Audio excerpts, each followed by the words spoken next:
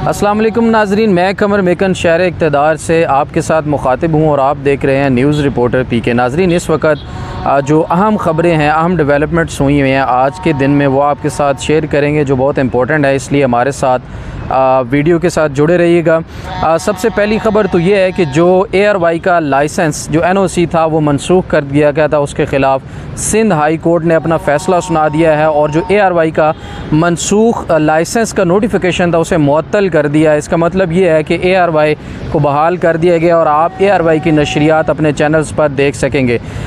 एक बहुत अहम बात यह है कि ये हुकूमत में आने से पहले शहबाज शरीफ साहब और मरियम औरंगज़ेब साहिबा ये फरमाती थी कि हम सहाफ़ियों के ऊपर या मीडिया के ऊपर किसी किस्म की कदगन नहीं लगाएंगे और बड़ा कंडेम किया करती थी इमरान ख़ान के दौरे हुकूमत में और बड़ी सख्त तनकीद करते थे कि इमरान ख़ान की हुकूमत ने मीडिया के ऊपर पाबंदियाँ लगा दी हैं और आज़ादी इज़हार राय के ऊपर जो पाबंदियाँ हैं वो बिल्कुल भी काबिल कबूल नहीं हैं। बिलावल भुट्टो साहब भी आपको याद होगा सहाफ़ियों के एहतजाज में शामिल होकर एहतजाज किया करते थे कि सहाफ़ियों के ऊपर पाबंदियाँ जो हैं वो काबिल कबूल नहीं है। लेकिन अब जब से ये हुकूमत में आए हैं, इस हुकूमत ने कोई एक दिन भी ऐसा नहीं छोड़ा जिसमें इन्होंने सहाफ़ियों के ऊपर पाबंदी ना लगाई हो, TV एंकर्स को ना धमकाया हो, केसेस ना बनाए हों। इवन आप देख सकते हैं कि बहुत सारे एंकर्स TV के जो होस्ट हैं वो मुल्क छोड़ने पर मजबूर हो गए हैं और हालांकि वो अपने इदारों, अपने पाकिस्तान, अपने मुल्क के साथ बहुत ज़्यादा मुखलिस, मुहिब्बे वतन और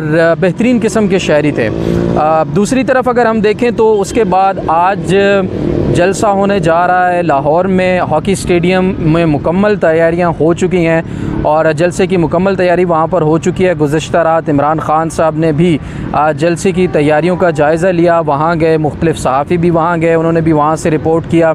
अब बदकिस्मती से ये जलसा हम आपको कवर करके नहीं दिखा पाएंगे, लेकिन F9 पार्क में स्क्रीन लगाई जाएगी, वहाँ पर हम आपसे मुखातिब होंगे और आपको सारी डिटेल लम्हा देते रहेंगे। नाज़रीन, ये जलसा एक तो 13 और 14 अगस्त की दरमियानी शब में रखा गया है। जश्न का भी एहतमाम होगा। इमरान ख़ान साहब ने इस चीज़ का भी ऐलान किया है कि हम पूरी तैयारी के साथ इस जश्न का हिस्सा बनेंगे, आतिशबाजी होगी और उसके साथ साथ कुछ ख़ास वीडियोस भी उन्होंने कहा है कि मैं जलसे में दिखाऊंगा जो कि देखने के काबिल हैं। अब देखना यह है कि वो कौन सी वीडियोस दिखाते हैं, उसका शिद्दत से इंतज़ार हमें भी रहेगा, आप भी ज़रूर देखिएगा। और एक और इम्पोर्टेंट चीज़, रात 12 बजे कौमी तराना पढ़ा जाएगा उस जलसे में और PTI की तरफ से दावत दी गई है कि पूरे मुल्क में सारे लोग उस वक़्त उस तराना पढ़ते हुए उस तराना जब पढ़ा जाएगा तो उसमें शमूलियत इख्तियार करें और अपना हिस्सा ज़रूर डालें। नाज़रीन, इस जलसे की अहमियत कुछ इस तरह से भी बड़ी ज़रूरी हो गई है कि पिछले कुछ दिनों में इमरान ख़ान और PTI के ख़िलाफ़ जो बहुत एक महाज आराई खोली गई थी, इलेक्शन कमीशन के फ़ैसले से लेकर फिर FIA के जो अदालत में नोटिस दिलवाए गए, उन नोटिस को भी अदालत ने मुअत्तल कर दिया जो PTI के ख़िलाफ़ दिए गए थे। फिर उसके बाद शहबाज गिल साहब की गिरफ़्तारी आप देख लें। शहबाज गिल साहब के असिस्टेंट की बीवी, बच्चों और जो उनका साला था उनको भी आज मजबूरन रिहा करना पड़ा, उनकी भी ज़मानत मंजूर होगी। लेकिन हुकूमत को इतनी हज़ीमत उठानी पड़ रही है जिसकी कोई इंतहा नहीं है, लेकिन वो अभी भी इस चीज़ से बाज नहीं आ रहे और वो रास्ते ऐसे ढूंढ रहे हैं जिससे वो इदारों और PTI के दरमियान क्लैश डलवाएं, उनको आपस में लड़वाएं, एक ऐसा माहौल बना दें कि उस चीज़ को साबित करने की कोशिश करें कि इदारों के ख़िलाफ़ PTI या उनके जो सपोर्टर्स हैं वो बहुत ज़्यादा उनके ख़िलाफ़ हर्जा सराई पर उतरे हुए हैं और उनके ख़िलाफ़ ट्वीट्स करवाई जा रही हैं। आई डोंट नो ये ट्वीट्स, ये ट्रेंड्स कौन चलवा रहा है, लेकिन जो भी चलवा रहा है वो बिल्कुल भी इदारों के ख़िलाफ़ काबिल कबूल नहीं है। PTI ने खैर इसकी शदीद मज़म्मत की है और इससे लाताल्लुकी का ऐलान भी किया है। उन्होंने कहा है कि हम अपनी पाक फ़ौज की बहुत इज़्ज़त करते हैं और हम कभी भी इदारों के ख़िलाफ़ नहीं जाएंगे। जलसा इस तरह से भी अहमियत का आमिल था, मैं आपके साथ शेयर कर रहा था कि जलसे में आने वाले लोग ये आज साबित करेंगे कि इमरान ख़ान साहब के ख़िलाफ़ जो एक बयानिया बनाने की कोशिश की जा रही थी कि वो सादिक और अमीन नहीं है, उन्होंने करप्शन की है तो शखाना का केस ले लें, या उनके ख़िलाफ़ जो सर्टिफिकेट, एक झूठा सर्टिफिकेट जिसको एफिडेविट बना के पेश किया जा रहा है वो कितना सच्चा है और उसके थ्रू जो उनकी जो किरदार कुशी करने की कोशिश की गई, ये सारी चीज़ों का अफेक्ट आवाम पे कितना हुआ है या गवर्नमेंट इसमें कितना कामयाब हुई है, ये आज का जलसा तय करेगा। जलसे में आने वाले लोग तय करेंगे और देखते हैं कि इमरान खान की मकबूलियत में कोई फ़र्क पड़ा है या नहीं पड़ा। इस जलसे की कामयाबी और नाकामी से अंदाज़ा लगाना आसान होगा। दूसरी एक और बहुत अहम खबर सियासत.pk ने जो है वो नशर की है। कल साबिक विकेट कीपर जो क्रिकेट के विकेट कीपर थे जुल्करनैन हैदर, उन्होंने एक बहुत अहम इंकशाफ किया है कि क्रिकेट के अंदर मैच फिक्सिंग में आसिफ जरदारी साहब शामिल होते थे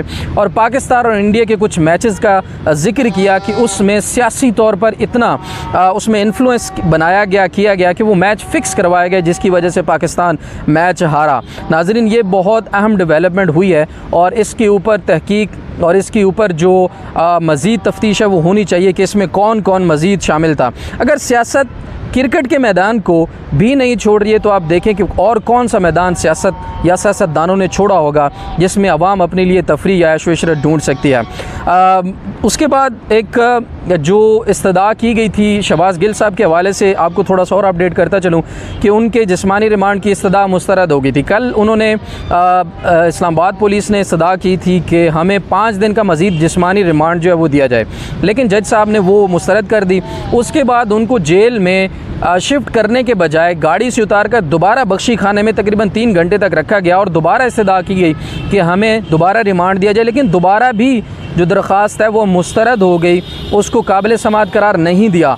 लेकिन आज की डेवलपमेंट्स ये हैं कि एडवोकेट जनरल इस्लामाबाद ने दरख्वास्त रजिस्ट्रार को दोबारा दी है और सोमवार को यानी कि आने वाला सोमवार पीर के दिन दोबारा वो समाअत के लिए मुकर्रर हो गई है। कायम मकाम चीफ जस्टिस आमिर फ़ारूक दरख्वास्त पर समाअत करेंगे और देखते हैं कि इस दफ़ा तीसरी दफ़ा दरख्वास्त करने के बाद जिस्मानी रिमांड शहबाज गिल का पुलिस को दोबारा दिया जाता है या नहीं दिया जाता। ये बहुत अहम होगा।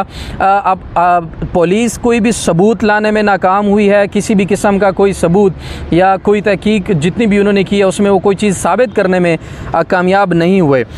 उसके बाद 25 मई के वाक़या में मुलव्विस जो तारड़ साहब हैं, अता तारड़ साहब, उनके घरों पर छापे मारे गए हैं और देखें कि ज़र्फ़ देखें PTI और पंजाब हुकूमत का कि ना दीवारें टापी गई, ना ताले तोड़े गए, ना घर का सामान इधर उधर फेंका गया, ना घर के लोगों को बेइज्जत किया गया, ना उनमें से किसी को उठाकर थाने लाया गया। अता तारड़ को तफ्तीश में बुलाया गया, वो पेश नहीं हुए, जिसके बाद उनकी गिरफ़्तारी की पुलिस उनके दोनों घरों पर गई जबकि वो दोनों घरों में मौजूद नहीं है। और ये है नाज़रीन मकाफ़ात अमल। कल को वो फ़िरौन की तरह बैठकर पंजाब में बातें करते थे और 2 सीटों की हुकूमत पे इतना अकड़ कर इतना धमकी आमेज़ लहजे में बात करते थे और आज देखें कि वो ख़ुद रूपोश हैं। तो मौजूदा हालात में सबको अपने अपने गिरबान में झांकना चाहिए। इस मुल्क की तरक्की, मुल्क की बेहतरी के लिए जितनी कोशिश हो सके वो करनी चाहिए। हम सब की तरफ से आपको 14 अगस्त आज़ादी का दिन बहुत बहुत मुबारक हो और अल्लाह ताला आपका हामी व नासिर। अपनी दुआओं में ज़रूर याद रखिएगा। अगर आपने हमारा चैनल सब्सक्राइब नहीं किया तो चैनल को ज़रूर सब्सक्राइब कीजिएगा। अगर आपने कोई राय देनी हो तो कमेंट में अपनी राय ज़रूर दीजिएगा। अपने मेज़बान कमर मेकन को दीजिए इजाज़त। अपना बहुत सारा ख्याल रखिएगा। अल्लाह हाफ़िज़।